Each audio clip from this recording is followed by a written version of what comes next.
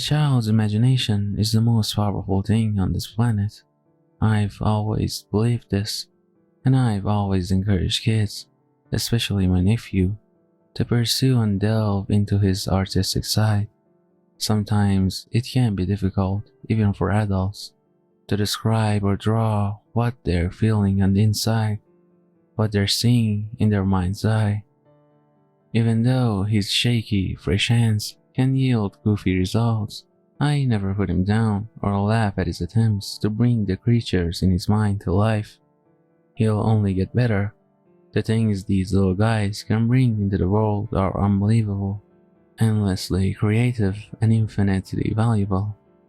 At times, it can be frustrating, believe me, when we're working on math problems or other schoolwork, as he seems to be lost in his thoughts. My nephew, Kit, had become totally invested in art, in drawing and painting, since I had introduced it to him at such a young age. I was basically a parent to Kit at this point, just him and I in my apartment since his parents passed away 3 years ago. He was 4 at the time when my sister, my poor sister, his stupid husband drove into a telephone call in a drunken rage. They both died instantly. The tiny Honda my parents had alone them caught fire and was a smoking heap by the time authorities had arrived. It's been a long 3 years, a long 3 years of both joy and sorrow. I raised their child as my own. It was a great blessing to see my sister in Kit, to see her eyes and her smile, to some extent, though on the bad days it could be just as much of a curse, nearly bringing me to tears, making me want to curse the world for taking her far too early. But I love Kit, always have and always will, though my love has been tested to its very limits recently, and not in the way you might think. No, he hasn't been overly difficult to deal with or anything even remotely close to what one might think of as a bad behavior as far as a 7-year-old goes. I just wanted to preface this story by letting you, dear reader, know that my nephew isn't a bad person. He simply let his imagination get the best of him. Happens to the best of us, as far as I'm concerned. The events I'm going to tell you about all began to unfold 1 week ago to this day, although the situation has been dealt with to the best of my knowledge. I believe it's only fair to inform you of the ramifications of allowing a child to explore the deepest depth of their imagination. This story, whether you want to believe me or not, is completely truthful in all of its outrageousness, in all of its horror. If you are faint of heart, I beg you not to read on. If you're laying alone in bed with the curtains down and the lights out, then please be prepared to feel watched. Whatever it was that afflicted us still lives on, somewhere, watching. As I said, it all began a week ago. It was a drearily rainy Tuesday afternoon. I sat and typed away at my laptop, mindless work for an office that sat a few states over. Work from home had been a blessing. No need to pay babysitters when I was here all day anyways. Kit had just gotten home from school about an hour ago and was sitting at the kitchen table with me, drawing on a large pad of paper. Occasionally, he'd stop to ask me what my favorite drawing of his was, or to ask me what I was doing. I didn't mind his questions. Sometimes it broke up the monotony of my work, though it could get a bit distracting. "You know, I have something cool you could draw for me," I told him. I wish I had never gotten that idea, or at the very least, had never shared it with him. He peered up from the mess of scribbles which littered the page and furrowed his brow. "What?" he asked, giggling a bit. "You see, I've always been a fan of all things horror-related. Those old, campy movies like Halloween and Friday the 13th were some of my favorites. Kit wasn't into them like I was. He'd usually hide under a blanket on the couch or go to bed early when I was putting something like that on the TV. "Draw me the scariest thing you can imagine," I said, grinning at him. Truthfully, I wasn't expecting him to turn his nose up to the idea. I was surprised that he agreed. After a long while of wringing his hands and rubbing his temples, he finally put the pencil to the pad and began his endure. It was a bit unnerving, in a way, how he seemed afraid of whatever creature he might conjure up and bring to life. It seemed cute at the time, but looking back, that should have been my first sign. The next 20 minutes or so went by slowly, as you'd expect when working on spreadsheets. Kit raised the pencil up, brushed the page free of any razor shavings, and turned the pad to me to see. I turned my attention from the bright computer screen to my nephew's creation, which took a moment for the details to sink into my foggy brain. I was taken aback by how well drawn it was. Amongst all the scribbles and half-finished drawings, which seemed to shroud the being in a sort of shadow, was the creature that he'd eventually name Grunkus. Its body was like a massive heap of melted wax, a slit, or rather a mouth, running along the length of the torso, open just enough for two long, stripped arms to poke out from. A pair of huge, buggy eyes sat on either side of its mouth, most likely because its real head had no eyes. The longer I looked at it, soaking in the details, the more unease seemed to wash over me. I peered up at my nephew, who seemed to share the same sentiment. His expression was like he had been caught doing something he shouldn't have been doing. His face almost seemed drained of its color. I looked back down at his drawing, studying it further. From the top of the waxy pile emerged a long, spindly neck attached to an oversized head. Its head was triangular in shape, like it had been smashed in different spots. Its face had two black holes for eyes and a thin smile which ran from one side of its face to the other. The creature's lips were sewn together. Long strands of patchy hair laid in sleek packed piles on its head, accompanied by a devilish pointy beard protruding from the chin. Oddly creative and oddly terrifying, especially coming from my young nephew. "What's this, buddy?" I asked hesitantly.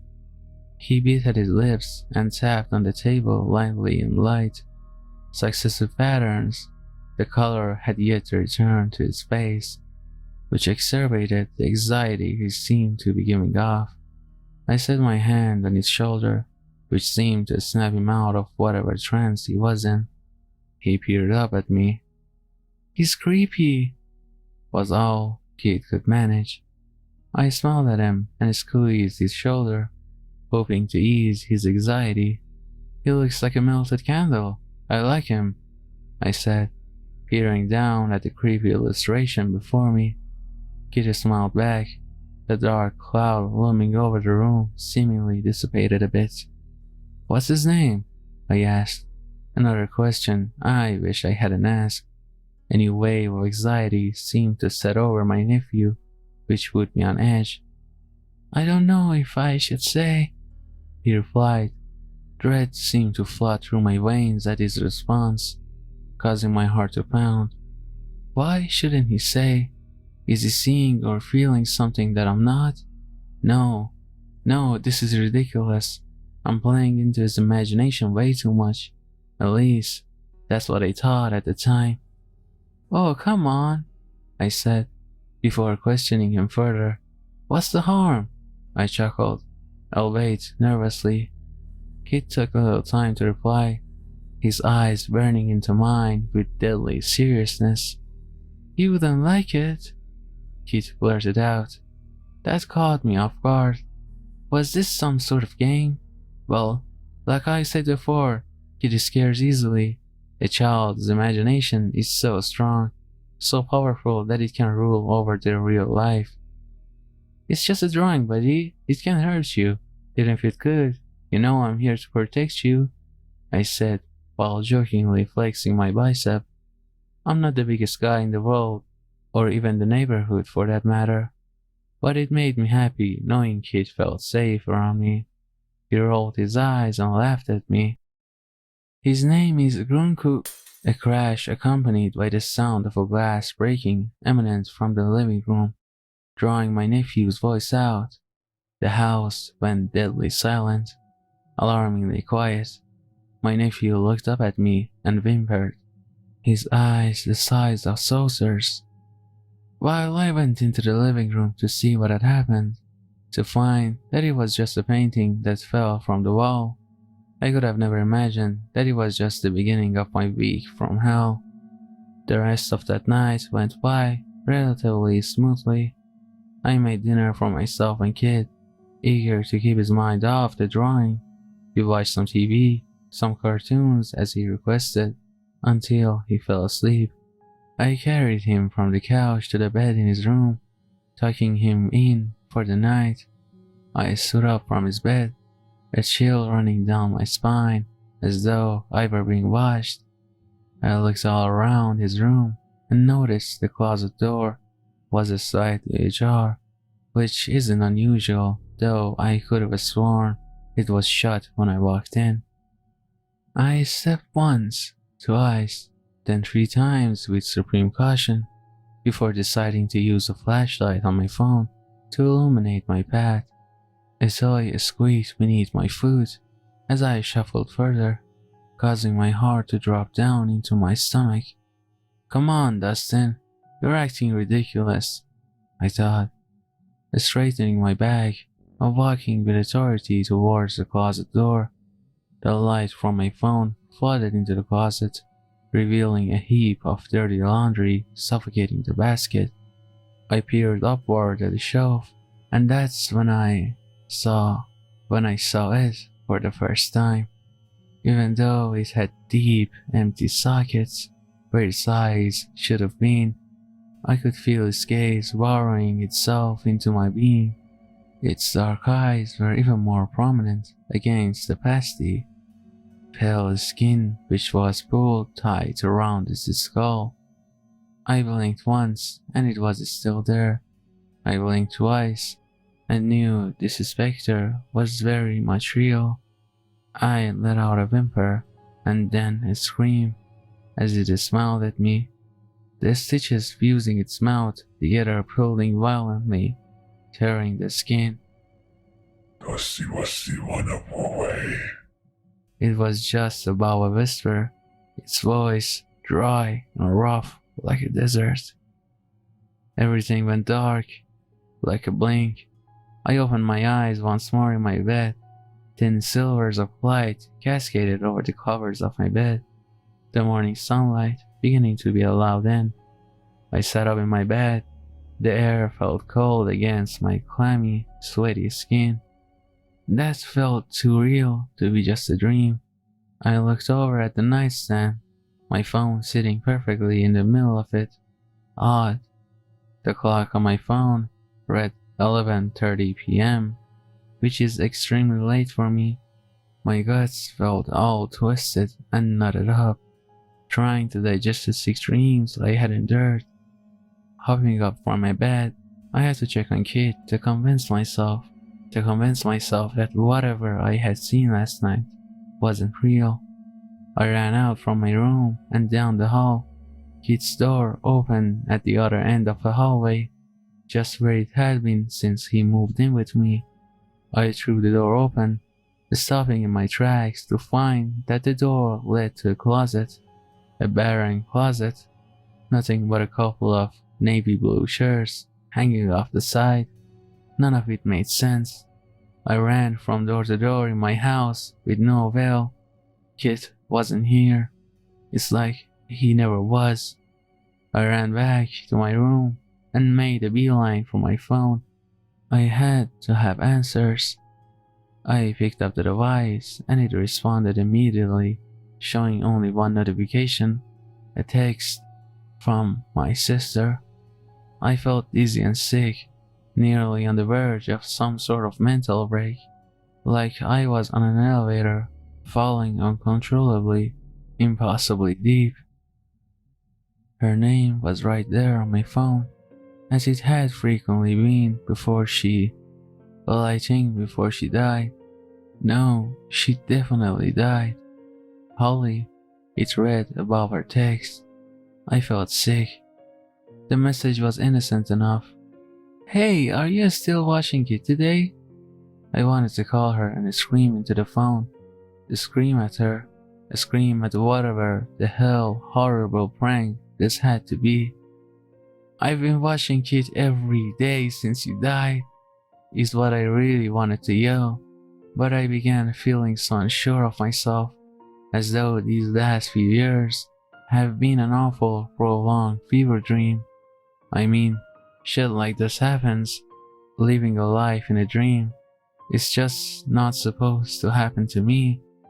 I responded simply, yeah, bring him whenever. I'm glad I could masquerade behind the text message, hide how confused and scared I really felt. My entire body shook and I screamed at me that something was horribly off. Despite this, I continued on like it was any other day. Maybe it was some sort of shock response, but I continued on to my office to log in for work.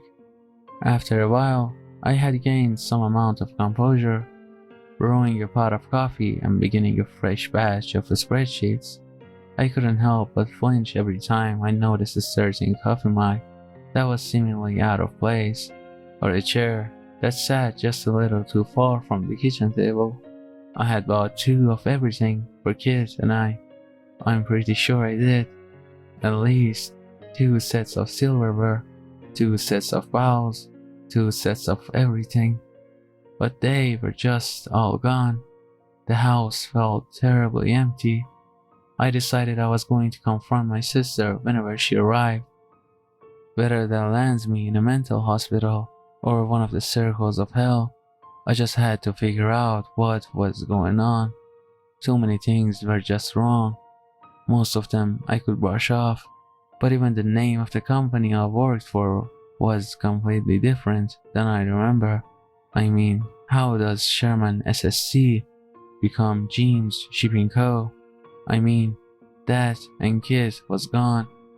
The kid I've spent every day of my life with for the last 3 years. I peered down at the coffee mug, sitting precariously by my keyboard.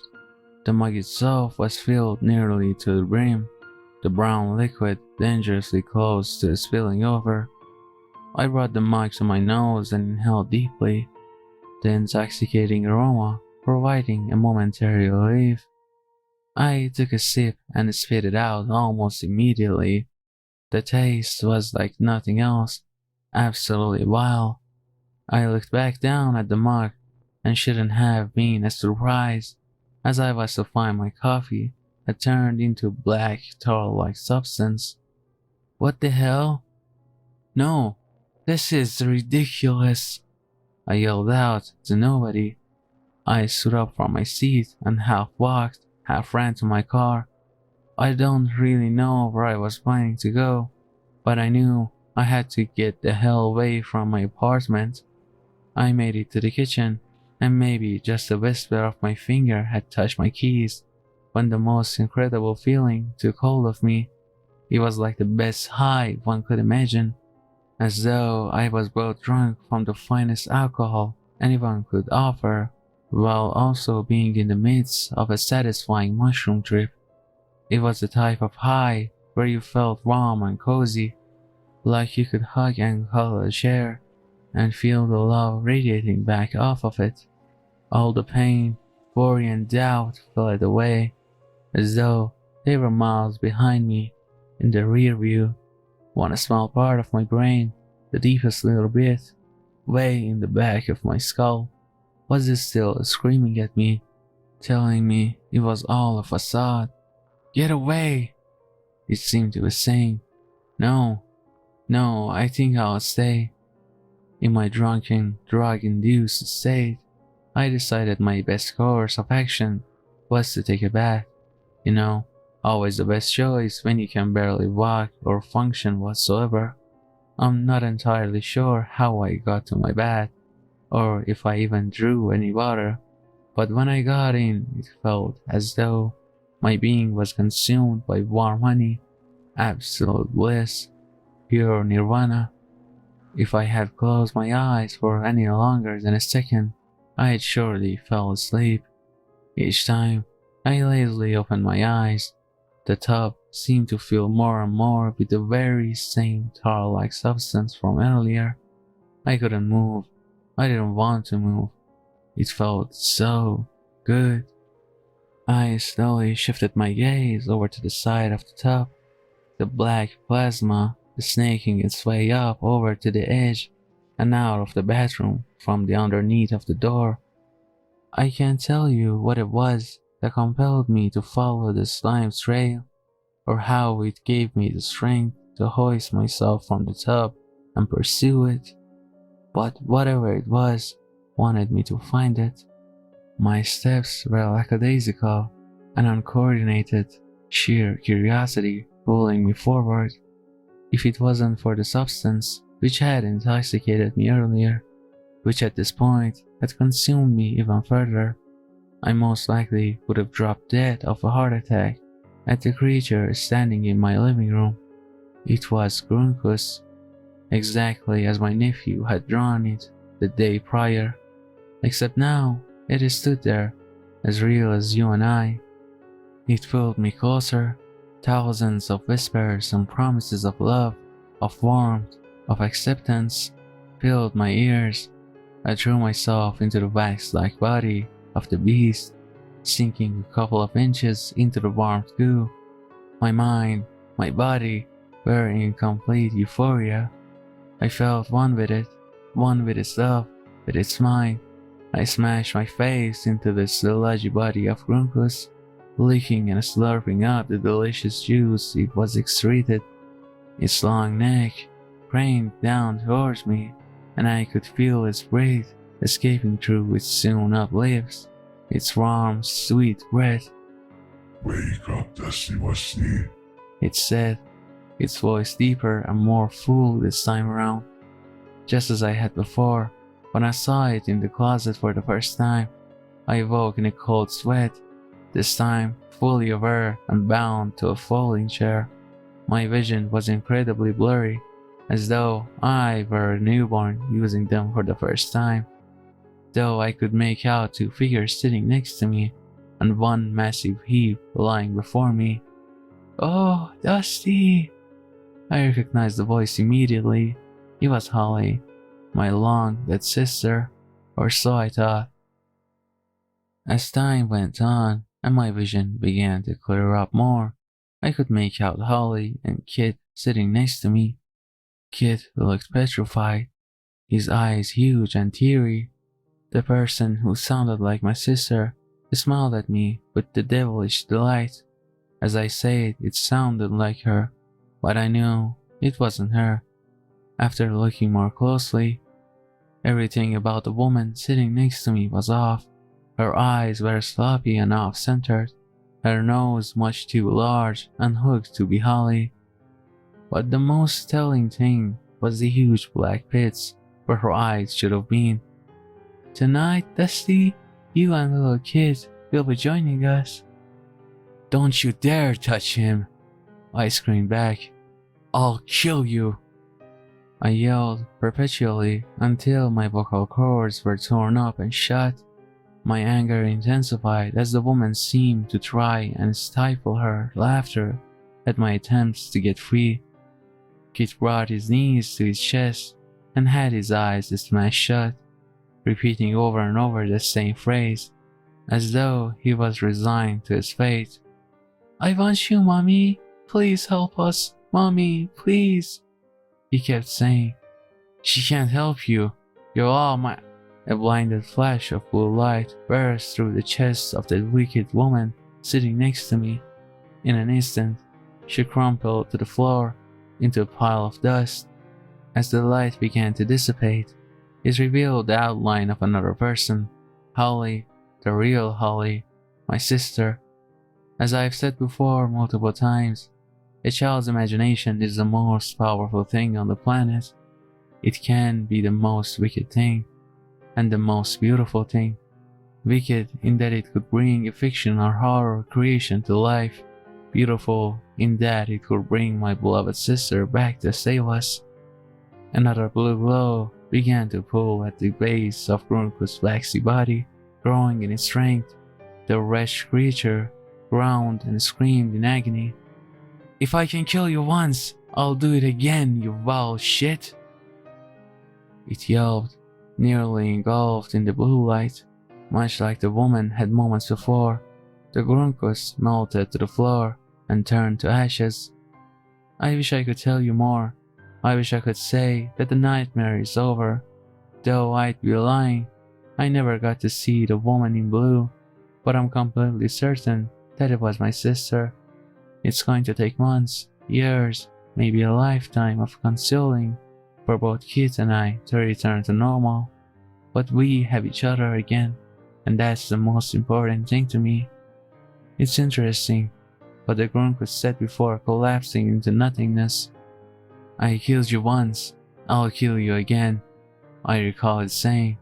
But I have a feeling that the Grunkus isn't entirely made up.